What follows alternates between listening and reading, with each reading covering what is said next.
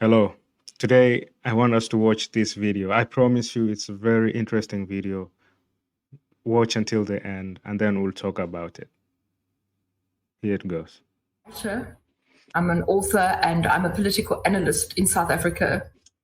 And although a lot of the mainstream media in this country don't invite me very often because the views that I speak are not compatible with what I call the master narrative in South Africa, a narrative that despite so-called liberation in this country in 1994 is owned and controlled by white people. But often when I speak, I describe myself as a foreigner, as an unwelcome guest on land that my forefathers stole, because South Africans were never welcomed into South Africa. What we did in 3 centuries ago was to come uninvited into this place and to steal and plunder from Black people. And although we are now in a so-called democratic South Africa, the economic power remains in the hands of whites. And I've done a lot of talks recently about the fact that there's so much, and I'm not sure if you saw it when you were in South Africa yourself, there's so much antagonism between Black South Africans and Black Africans from other parts of the continent. We have terrible xenophobia at the moment, or Afrophobia, where Black brothers and sisters are turning on Black brothers and sisters from the continent as if they are the problem for the deep economic inequality and patterns of Black poverty we see in this country, where in truth, the real problem remains white supremacy. So what I write about in my book, and it's been a very popular read for some, but a very unwelcome read for others, is the fact that although we speak about a Black government, a new Black South Africa, that's not true. What we have is a society caught in the clutch of whiteness. Every single sphere of our country is dominated by whites, including the cultural sphere. So Black people actually have succumbed almost to Black culture, to an economy that is completely held in white hands. So little has changed. So whilst economic freedom is a flag that we can lift up and celebrate, the dignity of the Black child and the well-being of a Black child in South Africa today remains as if they are second-rate citizens. And white people, and I don't exempt myself from that class, that category of person, we are treated like squires in the land that we stole from Black people. And that is the uncomfortable truth about South Africa in its current form. Well, I think that we've tried to create the sense that we are a reconciled nation. But I argue that we can't, unequal partners can't reconcile, because all 1994 brought, the so-called freedom in South Africa, is that Black people had to reconcile with their poverty and white people with their privilege. And I speak about the fact that the ANC government, what they've done, and it's such a tragedy, is they've cemented Black poverty in this country and white wealth as if it was a natural phenomenon rather than a monstrosity of apartheid and white supremacy. And that is tragic, because in years to come, the children of our children are going to believe that the Black man and woman is by nature poor, and that the white wealth that we see in this country is how it should be. And that is a terrible legacy for the ANC. And it hurts me. I'm not speaking from the perspective of not having once had belief in the ANC government. I used to be an avid ANC supporter. But what I've had to reconcile myself with is that the ANC government is more interested in looking after white interests than the Black majority. And what I argue in my book is that reconciliation in 1994 in this country was a white man's medicine that has harmed Black people, that has put Black liberation way out of sight. And you've seen it yourself. Black people are forced to live in the most congested, almost concentration camps of poverty, where white wealth is excessive. Yeah, this is true because South Africa.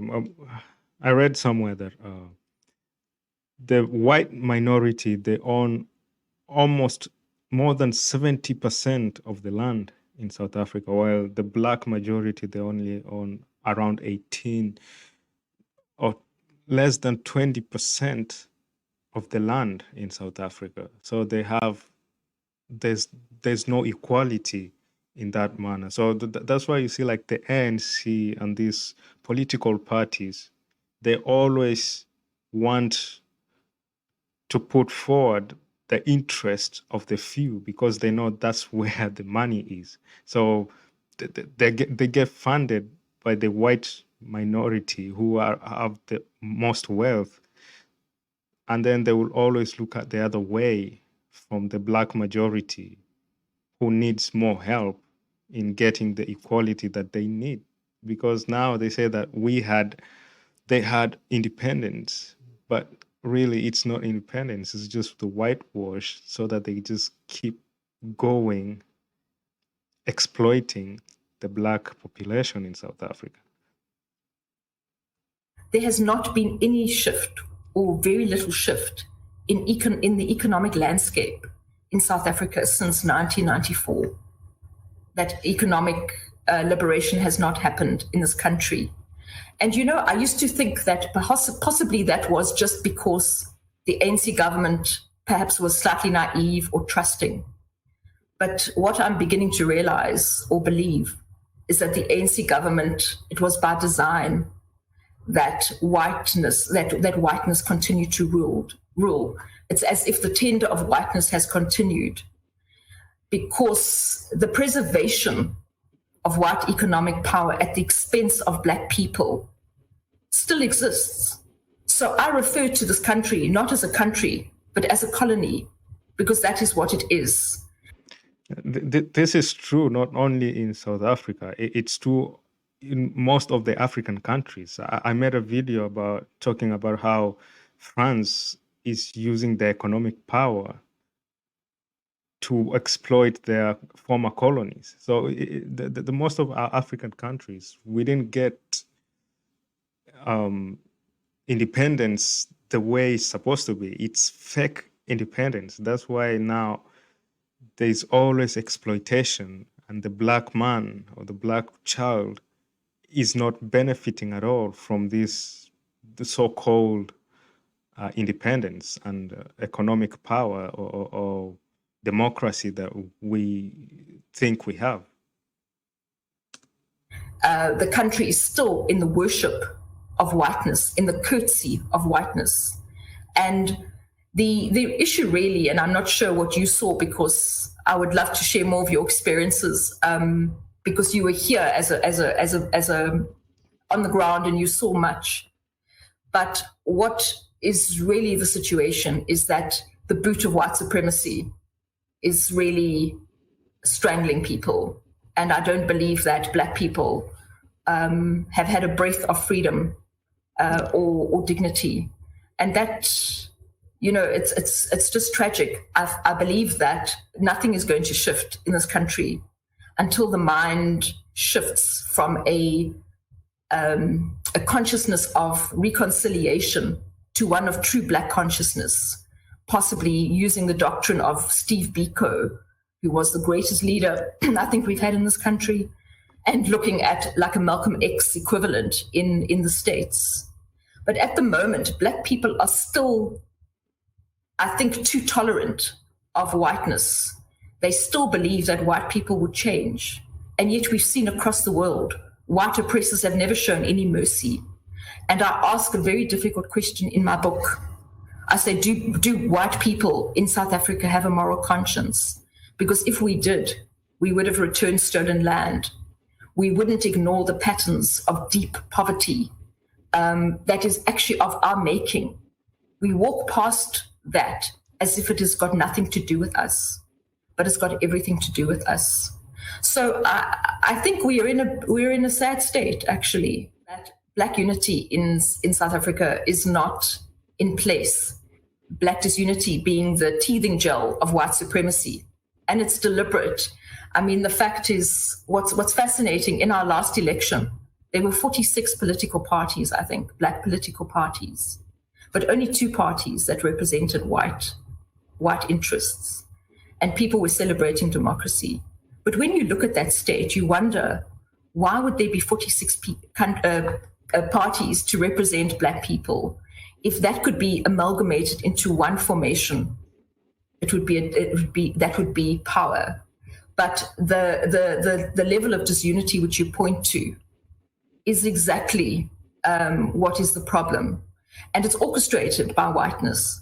But I also speak in my book and about the power of the mind, and I do say that the most problematic thing in South Africa is not that white people occupy the land or the economic sector or the stock exchange, but that whites occupy the minds of Black people, because whiteness is still held up in this country, perhaps not by the younger generation, and that's where there's some hope, but by most of the people as the state to be. So what we have with many Black people in this country still is that they aspire to be white. And that's a big thing to say, and I may be criticized for that.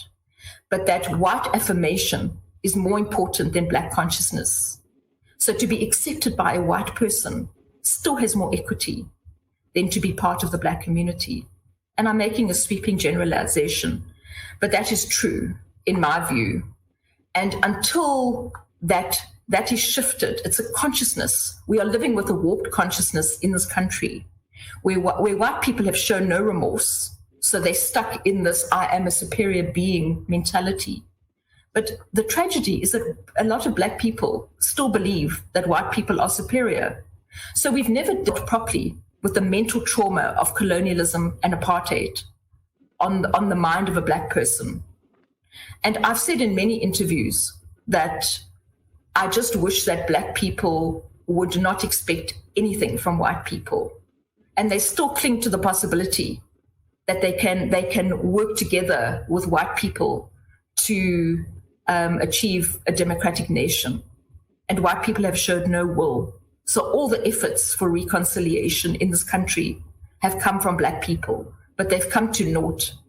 And I remember reading, when I was preparing some research for another book, there was a missionary called Albert Schweitzer, I hope I'm pronouncing his name correctly, who did a lot of travels in Africa. And he said, the Black man or the African man is my brother, but he's my junior brother. And what's happening in South Africa is that Black people are acting as if they are junior partners in the relationship. They are accommodating themselves in white businesses, in media slots. They may be the faces, but they don't have the power. And until Black people realize that they need to transform rather than find accommodation in a white system, nothing's going to change. There needs to be a sense, Steve Biko, who's, I'm not sure how in the States, if you're so familiar with his work, but he was a Black consciousness leader who was assassinated, as many leaders were in this country when their doctrine threatened white interests. And he said, Black man, you are on your own. And that's exactly correct. And until that is understood, nothing is going to shift. And the younger generation is less tolerant. I had the great privilege and learnings to be part of the economic freedom fighters movement in South Africa. It's the third biggest political party, and it's run by Julius Malema, who left the ANC and started a formation that's doing very well. And it's a party that's very resonant amongst young people, and they're taking up the causes of young Black people in this country. And I think there is some hope in formations like that and the Black Land, Black First movement. But it's so impossible to almost assert Blackness in this country. For instance, the Black Land First movement was formed. It was a political party that refused to have white members. And then constitutionally, they were not able to participate in the election because it was said you cannot have a political party that excludes whites. So I often think in South Africa, which is a black country, there's no space for black voices, actually, without the watchtower of whiteness. That a political party can't say, we need the space to be black without white supervision, without a white voice, and they're not allowed to do that because of the Constitution. That is the reality. So that's why I was saying earlier in the interview, unless the consciousness shifts to say this is enough, it's untenable to always be under the tutelage of whiteness, under the supervision of whiteness. And you may have seen a lot of businesses where the whites still owned the company. But there's often a sense amongst black people of my age that unless there's a white person there, it's not going to succeed. And it's a terrible mentality. So I often think that, the fact that white people think they're superior, it's not going to change. It's something that is a sickness, a terminal illness amongst white people. But when I see some black people actually agreeing with that doctrine, that actually maybe white people are superior, it's shocking. And I think that does exist. An African American called Dr. Tim Burrell, and he says demystifying the myth of black inferiority. And I've read that book many times, and he speaks about how white people for centuries were actually mastered the art of white supremacy. It was they did it so well. But what's happening now in America and beyond is that they've taken that baton and given it to black people, and black people have actually carried on the race and literally finished off the race on behalf of whiteness. And in South Africa, I think there has been a co-option of certain black people into the system, so that white people no longer have to be doing the oppression. They have security guards protecting their interests, and those people are black. And I think any system of white supremacy works on the basis of co-option of black people. Mm-hmm. And that's a conversation. In fact, I had a discussion with that on another American channel, and they found my view problematic because hold on. What American? Okay, who were you interviewing with? A black person or a white person? It was a black person who said, "I'm now putting the culpability on black people for their own oppression." Well, but let me respond to that. Okay, they've always been black people that sold out other black people for a long time, whether it's in slavery, other black people assisting the white supremacists, even all the way up until now. You look in America, we have a black political class that assists white supremacy in doing nothing for black folks at all. They do nothing for us, but they prioritize everybody that white supremacy wants to prioritize. The lack of speaking of African languages and there's the assertion of cultural richness of African society is still not on the main stage in South Africa at the moment. It's white values, white economy, white man first. In fact, South Africa today, we call it the Rainbow Nation, but it's a white wonderland. It's a wasteland of black economic liberation, but it's a wonderland for whiteness. And that's very sad because you would assume that white supremacy had died, but all I'm seeing is that it has been supersized and is very much in play in what we call a free South Africa. Maybe you can explain that. Why white folks in African countries that I've seen, what's the difference with us versus an African that you have seen in a response? I think that's very different because also you must realize in South Africa and generally in the African continent, anything that is anything, product, a person, a book, a television program from America is elevated. So Well, that's it for this video. And it's sad that we as African or we as Black people in Africa, our minds have been colonized in a way that we cannot actually see what's happening to us. We have to wait until someone else comes and says this is what is happening to us.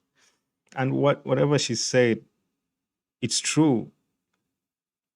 It's clearly true, and we see it every day, that the way the exploitation is, the companies are owned by whites, but the faces are Black.